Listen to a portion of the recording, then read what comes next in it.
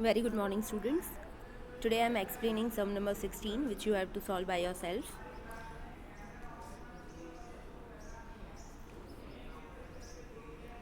So here Neela and Sheila are partners, and they are sharing their profit or loss in their capital proportion. So ये जो last sum में point आया था same वैसा ही है. Yes, आपको capital दी हुई है, and on the basis of their capital you have to find capital ratio, और फिर वो capital ratio जो आपका आएगा वही इनका profit loss sharing ratio है, जो हम फर्म में जो डिविजिबल प्रॉफिट या लॉस आता है वो हम उस रेशियो में डिस्ट्रीब्यूट करेंगे. Then you have trial balance and some adjustments. You have to prepare final accounts, and one more thing, you can see in this trial balance you have capital account balance. Yes, and you don't have any current account balance. यहाँ पे current account का कोई balance नहीं है. So you have to maintain capital account with fluctuating capital method. ठीक है. So यहाँ पे current account नहीं बनेगा. Now first I'll explain you all the adjustments, and later on we will see the remaining balances. First, closing stock rupees 1,10,000 having market value 20% more than its book value. ये जो 1,10,000 का closing stock है उसकी market value 20% ज़्यादा है. But as you know that we are ignoring the increasing in value of stock. Yes, हम market value अगर increase हो रही है तो हम उसे इग्नोर करते हैं. अगर कम हो रही है so the less amount we are recording.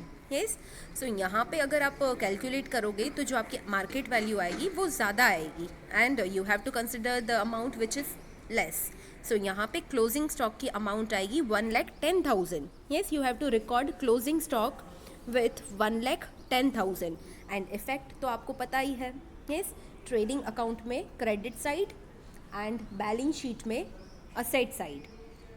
Then second, 6% interest is payable on partners capital. इस टाइप का भी पॉइंट पहले आ चुका है. यस, आपके पास कैपिटल का अमाउंट दिया हुआ है 1,50,000. यस, इस पे आपको कैपिटल का इंटरेस्ट कैलकुलेट करना है और उसकी इफ़ेक्ट देनी है. इस टाइप का एडजस्टमेंट पहले भी मैंने आपको एक्सप्लेन किया है. ये जो इंटरेस्ट ऑन कैपिटल आपका अमाउंट आएगा कैलकुलेशन के बाद, आपको कुछ अमाउंट आएगी which is interest on capital, वो फर्म के लिए एक्सपेंस है. सो P&L एप्रो में डेबिट एंड पार्टनर्स कैपिटल में हम क्रेडिट साइड लिखेंगे. Then third, interest on drawings recoverable from partners, Neela 900, Sheela 600. ये जो थर्ड पॉइंट है जिसमें इंटरेस्ट ऑन ड्राइंग्स की बात की है, यहाँ पे डायरेक्ट अमाउंट दे दिया है. Yes, interest on drawing of Neela and Sheela are given. आपको सिर्फ रिकॉर्ड करना है. अब ये जो इंटरेस्ट ऑन ड्राइंग्स है ये फर्म चार्ज करती है पार्टनर पे. Yes, so firm is getting from partner, partners are paying. So ये फर्म की इनकम है. Yes, so P&L appro credit side आएगा क्योंकि फर्म की इनकम है, and it is charge on partners. हम पार्टनर से रिकवर करते हैं, उस पर चार्ज होता है ये. So partners capital will decrease, partners capital debit side आएगा. इस टाइप के सिमिलर पॉइंट्स हमने पहले ही देख लिए हैं सारे सम्स में. Then fourth, provide 5% bad debt reserve on debtors. ये भी बहुत सिंपल है, हमने बेड डेब के पॉइंट पहले किए ही हुए हैं. बेड डेब के लिए हम डेटर्स में से माइनस करते हैं 5%. यस, एंड दूसरी इफेक्ट जो हम P&L में स्ट्रक्चर बना के देते थे. यस, पूरा स्ट्रक्चर बनाते हैं एंड उसमें बेड डेब ओल्ड, बेड डेब न्यू. यहाँ पे बेड डेब रिजर्व की बात की है, बेड डेब न्यू नहीं है. यस, सो ये स्ट्रक्चर में आपको अमाउंट डालनी है. And connected to this fourth point you can see you have suppliers and customers. Yes, so यहाँ पे डेटर्स और क्रेडिटर्स नहीं दिया हुआ है. सो ये जो सप्लायर्स हैं वो हमारे क्रेडिटर्स हैं. They are supplying goods to us. And customers जिसको हम हमारे गुड्स सेल कर रहे हैं. यस, सो सप्लायर्स क्रेडिटर्स है and customers are debtors. So जो डेटर्स है, जो कस्टमर्स हैं, उसका अमाउंट 90,000 है debit balance, and suppliers creditors उसका बैलेंस है 60,000 credit balance.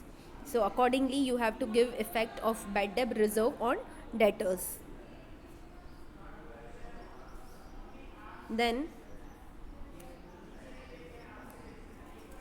fifth point, outstanding expenses at the end of the year: rent 300, salary 950. Outstanding expenses का adjustment है.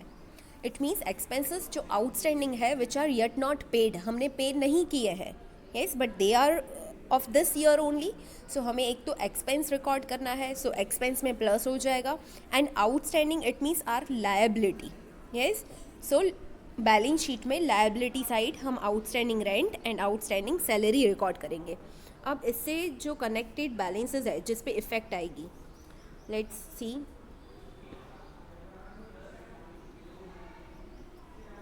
सैलरी जिस पे इफेक्ट आएगी आउटस्टैंडिंग सैलरी की, एंड रेंट एंड टैक्सेस जो rent की आउटस्टैंडिंग इफेक्ट आएगी वो इस बैलेंस पे आएगी. Then sixth, provide depreciation 10% on machinery, 5% on furniture. Normal depreciation की कैलकुलेशन है. यस, आपको डेप्रिसिएशन प्रोवाइड करना है, कैलकुलेट करते हैं और असेट में से हम माइनस करते हैं. यस, असेट में से वो डेप्रिसिएशन वाली अमाउंट माइनस होगी और दूसरा हम डेप्रिसिएशन रिकॉर्ड करते हैं P&L अकाउंट में. यस, प्रॉफिट लॉस अकाउंट में हम अदर एक्सपेंसेस में रिकॉर्ड करते हैं. Depreciation on machinery, depreciation on furniture. अब इससे कनेक्टेड जो बैलेंसेस है वो आप ध्यान से देख लो क्योंकि इसमें कुछ चेंज आएगा. हमने प्रीवियस इस टाइप का पॉइंट किया हुआ है, but again I am explaining you. See here, machinery and depreciation on machinery दोनों दिया हुआ है and you can see it is again given in adjustment 10% on machinery. जब आपके पास मशीनरी का बैलेंस है, ऑलरेडी कुछ डेप्रिसिएशन दिया हुआ है, अगेन एडजस्टमेंट में 10% बोला है. यस, तीन चीज़ें दी हुई है, तो आपको क्या करना है, पहले तो मशीनरी लिखना है, उसमें जो ओल्ड डेप्रिसिएशन है जो ऑलरेडी यहाँ पे कैलकुलेट किया हुआ है वो हम पहले प्लस कर देंगे. यस, फिर जो अमाउंट आएगी उससे फ्रेश हम 10% डेप्रिसिएशन कैलकुलेट करेंगे एंड रिकॉर्ड करेंगे. यस, सो इस टाइप का पॉइंट मैंने प्रीवियस टर्म्स में आपको एक्सप्लेन किया है, सेम ही है, अगेन यहाँ पे रिपीट हुआ है, but it is not like ordinary directly you have to calculate. जो ओल्ड डेप्रिसिएशन है वो पहले प्लस होगा एंड फिर आपको फ्रेश 10% डेप्रिसिएशन प्रोवाइड करना है. And for furniture you can see you have balance is 12,000 and इससे कनेक्टेड कोई अलग से आपको डेप्रिसिएशन नहीं दिया है, सो डायरेक्टली आपको डेप्रिसिएशन कैलकुलेट करना है एंड उसकी इफ़ेक्ट देनी है. All adjustments of this sum are very simple. Let me explain the remaining balances. जो फर्स्ट है उसमें कैपिटल ड्राइंग्स दोनों का दिया हुआ है, दोनों पार्टनर्स का. कैपिटल जो क्रेडिट बैलेंस है इट मीन्स 1,50,000. दूसरा जो है वो ड्राइंग्स है 20,000 एंड 14,000, वो आप कैपिटल अकाउंट में डेबिट साइड रिकॉर्ड करते हो. Yes, then suppliers customers, already मैंने आपको एक्सप्लेन किया, सप्लायर्स क्रेडिटर्स हैं एंड कस्टमर्स जिसको हम सेल कर रहे हैं are debtors. Then goods return. अब गुड्स रिटर्न में देखो डेबिट भी दिया हुआ है, क्रेडिट भी दिया हुआ है, so you need to find which one is sales return and which one is purchase return. So जब हम गुड्स सेल कर रहे हैं तो गुड्स हमारे पास से जाते हैं. यस, फर्म से बाहर जा रहे हैं गुड्स. अब वो जब रिटर्न आते हैं so goods comes in our firm. Yes, debit. So ये जो डेबिट वाला है वो सेल्स रिटर्न है एंड जो क्रेडिट वाला है वो परचेस रिटर्न है. And sales return, purchase return हम ट्रेडिंग में परचेस और सेल्स में से माइनस कर देते हैं, but you need to identify which one is sales return and which one is purchase return.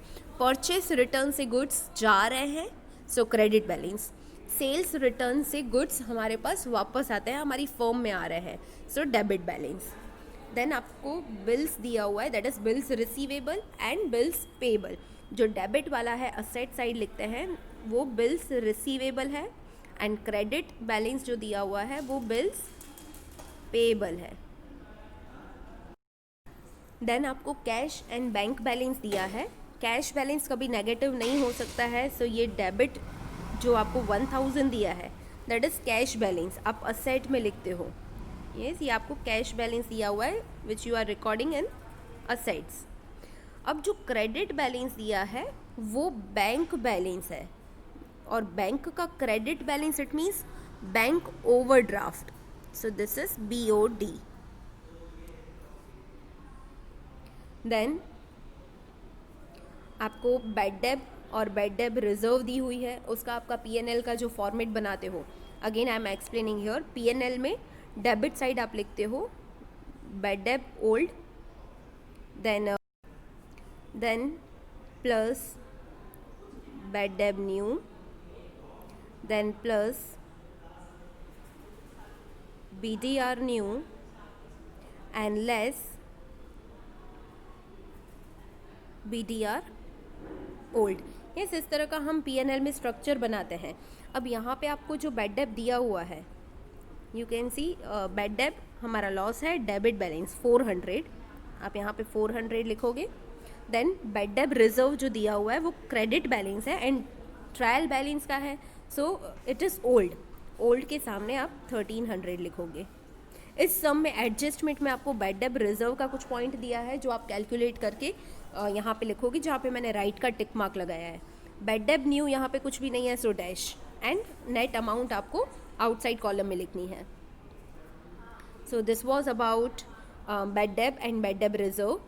Then purchase and sales आपको बैलेंस दिया है, ट्रेडिंग में आप लिखते हो, ट्रेडिंग में डेबिट साइड परचेज, ट्रेडिंग में क्रेडिट साइड सेल्स, और उसमें से रिटर्न गुड्स माइनस कर दोगे। Then the most important wages and outstanding wages, आपको दोनों बैलेंसेस दिए हुए हैं, wages and outstanding wages. Wages हमारा एक्सपेंस है, सो डेबिट बैलेंस है 35,000, एंड वेजेस प्रोडक्शन से रिलेटेड है, सो ट्रेडिंग अकाउंट में डेबिट साइड आएगा। And outstanding wages, outstanding it means yet not paid are liability, so ये जो 2000 है वो बैलेंस शीट में लायबिलिटी साइड आएगा।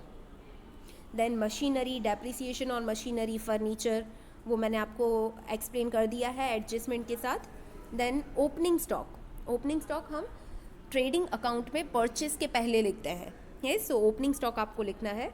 Then prepaid insurance, prepaid insurance है, इट मीन्स हमने पे कर दिया है, what you will get in future, service, you are going to get service for this, so asset side आएगा बैलेंस शीट पे, asset side prepaid insurance. Then salary का point मैंने आपको एक्सप्लेन कर दिया है। Then insurance premium, insurance premium हमारा expense है, PNL में डेबिट। देन रेंट टैक्सेस का आपको एक्सप्लेन कर दिया था, एडजस्टमेंट के साथ था। Advertisement expense PNL debit. Then goodwill हमारी इंटेंजिबल असेट है, बैलेंस शीट में असेट्स में आएगा। Now the most important 2 hidden adjustments, lease hold building and date is given 8% Leela's loan and the date is 1/11/2016। ये 2 हिडन एडजस्टमेंट है which are not similar to prior terms hidden adjustment, so I am explaining. So here I'll explain 2 hidden adjustments. You can see the details I have written separately. Leasehold building starts from 1/10/2014 till 5 years and the balance is 14,000. So it is here, leasehold building 5 years के लिए है and उसका starting date है 1/10/2014 and current book value जो इसका balance है वो है 14,000। अब लीज होल्ड बिल्डिंग का पहले भी हिडन एडजस्टमेंट आ चुका है, yes, but it was not similar to this one.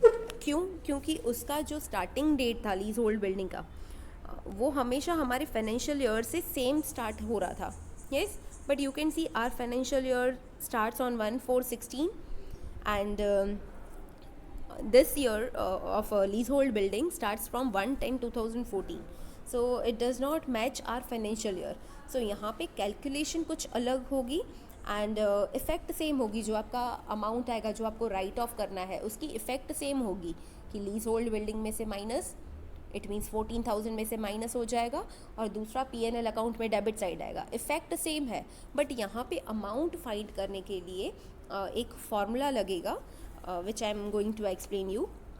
First हमें तो देखना है कि कितना टाइम पास हो गया है। यस, अगर ये 5 ईयर स्टार्ट हो रहे हैं 1-10-14 से, सो 1-10-14 and that will end on 39-15। Yes, अगर हम इसकी डेट के हिसाब से इसके 5 ईयर्स लिखें तो कौन से ईयर्स लिखे जाएंगे वही मैं यहाँ पे लिख रही हूँ। Then the next second year 1-10-15 to 39-16 and then 16-17 and 17-18, 18-19। Yes, ये जो यहाँ पे आपको ब्रैकेट में डेट दी थी 1-10-14, उस डेट को ये लीज होल्ड बिल्डिंग का बैलेंस क्रिएट हो रहा है। सो इस डेट के अकॉर्डिंग मैंने 5 ईयर्स लिखे हैं। Yes, now the first thing what you have to do, कितना टाइम पीरियड पास हो गया है हमारे फाइनेंशियल ईयर से मैच करना है।